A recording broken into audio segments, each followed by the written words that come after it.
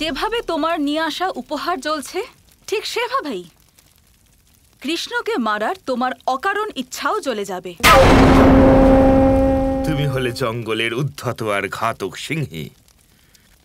তোমাকে পুষ্য বানাতে আমি ভীষণ আনন্দ পাবো।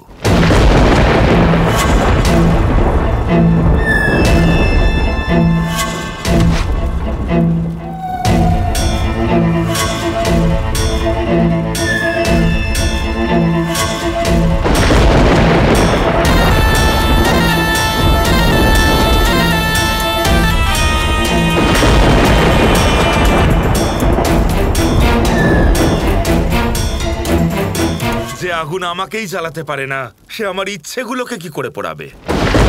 সৈনিকগণ, নিয়ে চলো এই রুক্মিণী আর ওর বুড়ো বাবাকে কৃষ্ণের শেষ যুদ্ধ দেখতে।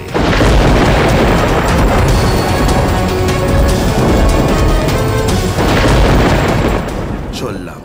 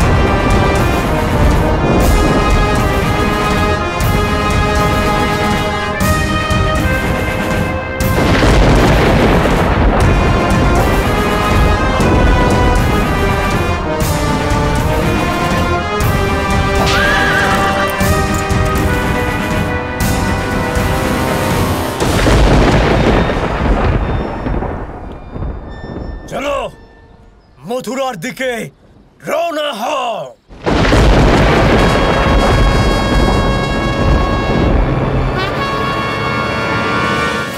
কানাই, তোমার নির্দেশানুসারে সমস্ত সেনা তৈরি আছে। তুমি কি তৈরি আছো? নিঃসন্দেহে দাদা। এভাবেই? তাহলে কি এভাবেই লড়াই করবে? যুদ্ধের পোশাক কবচাদি পরবে না? আজ আমার সেসবের কোনো প্রয়োজন নেই।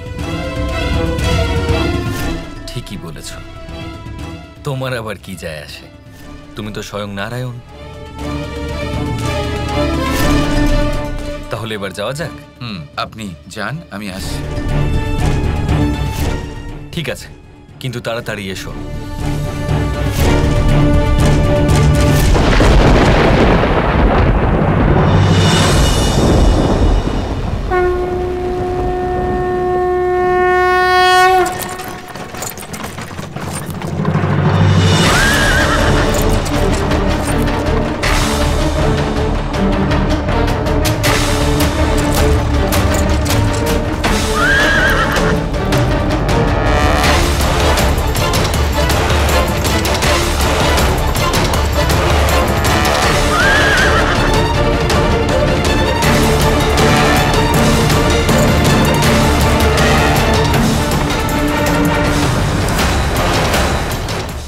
এখানে শত্রু তীব্র গতিতে আমাদের দিকে এগোচ্ছে, আর কানাই না জানি কোথায় রয়েছে।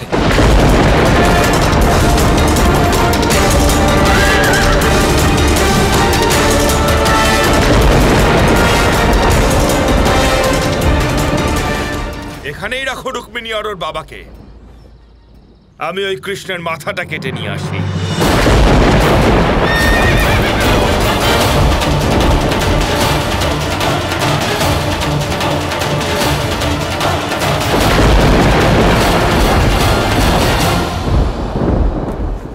মনে হচ্ছে কৃষ্ণ ভয় পেয়ে গেছে, আর তাই তো যুদ্ধে আসেইনি। হয়তো মৃত্যু ভয় লুকিয়ে পড়েছে কোথাও। আমি সমগ্র মথুরাকে ভস্ম করে দেব, আর ওই কৃষ্ণকে খুঁজে বের করে মারব। এই কৃষ্ণ, সামনে আয়। শত্রুপক্ষ যে কোনো মুহূর্তে আক্রমণ করতে পারে। সৈনিকগণ, যুদ্ধের জন্য প্রস্তুত হয়ে যাও। দাঁড়ান দাদা।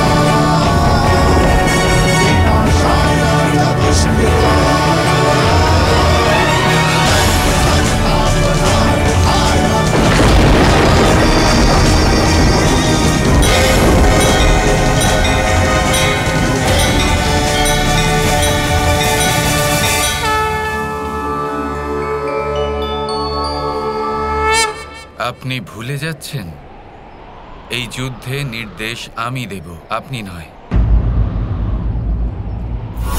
তার মানে এই হলো কংসবধকারী কৃষ্ণ।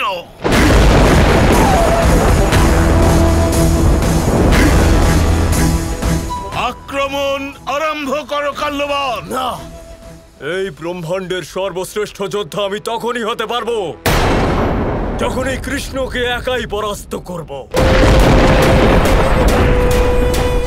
আমি ওর সাথে দ্বন্দ্বযুদ্ধ করব।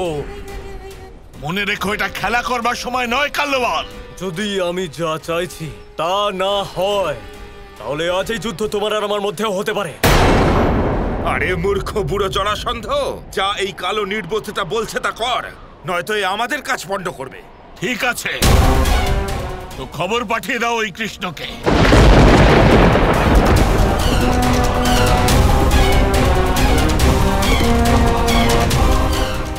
আসতে দিন, একজন সংবাদবাহক মাত্র।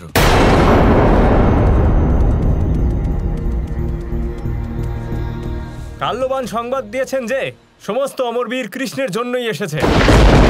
যদি কৃষ্ণ কাল্যবানের সঙ্গে দ্বন্দ্বযুদ্ধে জিততে পারেন তাহলে মথুরাকে ক্ষমা করে দেওয়া হবে। না কানাই, এটা ওদের চাল। তোমাকে ফাঁসানো হচ্ছে।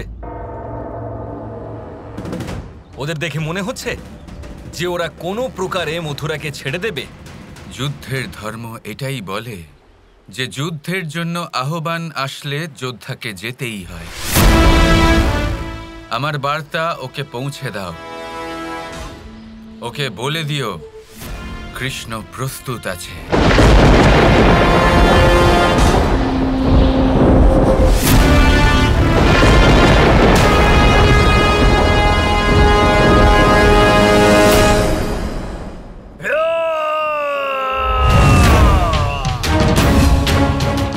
আমি কৃষ্ণকে পরাস্ত করব আর আপনি ওর বধ করবেন। তারপর মথুরা আপনার। কৃষ্ণ এ কি করছে?